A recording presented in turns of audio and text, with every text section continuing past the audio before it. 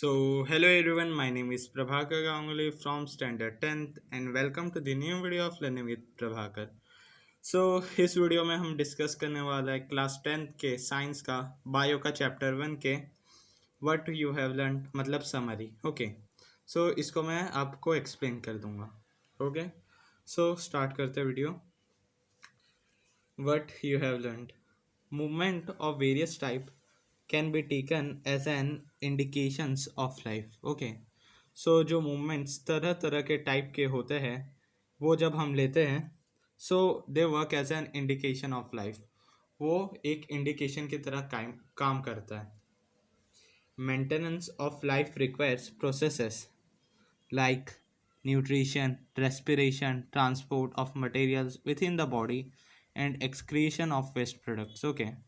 जो लाइफ का मेंटेनेंस होता है लाइफ का मेंटेनेंस रखने के लिए ये कुछ फॉलोइंग प्रोसेसेस करना पड़ता है या फॉलोइंग प्रोसेसेस ज़रूरत पड़ती है. ठीक है. क्या क्या प्रोसेस है? Nutrition, respiration, transport of materials within the body, and excretion of waste products. Okay. Autotrophic nutrition involves the intake of simple inorganic materials from the environment. Okay. इसमें ऑटोट्रॉपिक न्यूट्रिशन के बारे में बोला है. ऑटोट्रॉपिक जो ऑटोट्रॉपिक्स होते हैं वो कौन होते हैं? प्लांट्स होते हैं. ठीक है. वो क्या इनटेक करते हैं, क्या लेते हैं? Simple inorganic materials from their environment. ठीक है. सिंपल इनऑर्गेनिक मटेरियल्स लेते हैं जिसमें लाइव नहीं रहता. Okay. Using an external energy source like sun to synthesize compounds high energy organic material. They use sun to synthesize their compounds. Okay. उसके बाद आता है heterotropic nutrition. Heterotropic nutrition involves the intake of complex materials prepared by other organisms. जो heterotropic nutrition होता है वो क्या बोलते हैं? प्रिपेयर्ड फूड ही लेते हैं. वो पहले से प्रिपेयर्ड होता है. और जो हेट्रोटॉपिक्स एनिमल्स होते हैं वो जनरली एनिमल्स होते हैं जो दूसरों के ऊपर डिपेंड होते हैं. और जो ऑटोट्रॉपिक्स होते हैं वो प्लांट्स होते हैं जो इंडिपेंडेंट होते हैं, वो खुद का खाना खुद ही बनाते हैं. और जो हेट्रोट्रॉपिक्स होते हैं वो दूसरों के ऊपर डिपेंड होते हैं अपने फूड के लिए. Okay. In human beings, the food eaten is broken down by various steps along the alimentary canal, and the digested food is observed in the small intestine to be sent to all cells in the body. Okay. Human beings में जो food हम खाते हैं उसको वो broken down हो जाते हैं. मतलब जो हम खाना खाते हैं वो अलग अलग प्रोसेस द्वारा ब्रोक डाउन होता है. मतलब छोटे छोटे टुकड़े होते हैं. ठीक है. ताकि वो अच्छे से डाइजेस्ट हो अलॉन्ग दी एलिमेंट्री कैनल की मदद से. Okay. And the digested food is observed. और जो डाइजेस्टेड फूड है वो ऑब्जर्व कर लिया जाता है इन द स्मॉल इंटेस्टाइन में to be send to all the cells in the body. ताकि उन्हें भेजा जाए सारे सेल्स को जो हमारे बॉडी में प्रेजेंट है. During the process of respiration, organic compounds such as glucose are broken down to provide energy in the form of ATP. ATP is used to provide energy for other reactions of the cell. Okay. During the जब हम respiration करते हैं जो organic compounds होता है, for example glucose. ठीक है. Are broken down to provide energy.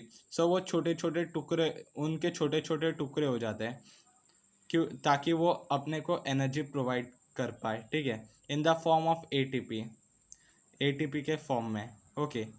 ATP क्या होता है? ATP is use to provide energy for other reactions in the cell. जो एटीपी होता है वो एनर्जी प्रोवाइड करने के लिए होता है हमारे सेल को. ओके. नेक्स्ट में बढ़ते हैं.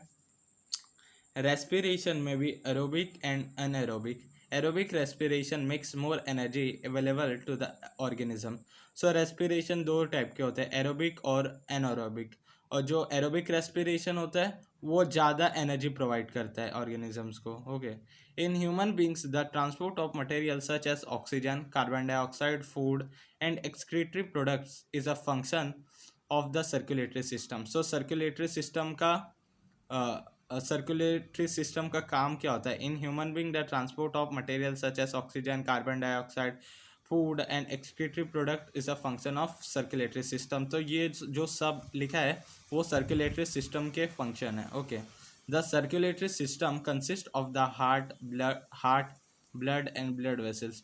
सो सर्कुलेटरी सिस्टम में हार्ट, ब्लड और ब्लड वेसल्स आता है। इन high differentiated plants, transport of water, minerals, food and other materials is a function of the vascular tissue which consists xylem and phloem। So जो plants होते हैं, plants में transport of water, mineral और food and other materials का जो काम है वो vascular tissue संभालते हैं, जिसमें xylem और phloem आता है। In human beings, excretory products in the form of soluble nitrogen compounds are removed by the nephrons in the kidney।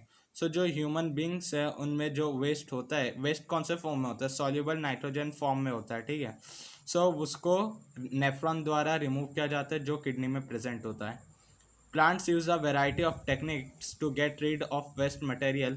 For example, waste material may be stored in the cell vacuoles or as gum and resin, removed in falling leaves or excreted into the surrounding soil। Okay, so इस ये वाले point में human की excretory system के बारे में बात किया था, एक्सक्रीशन के बारे में बात किया था।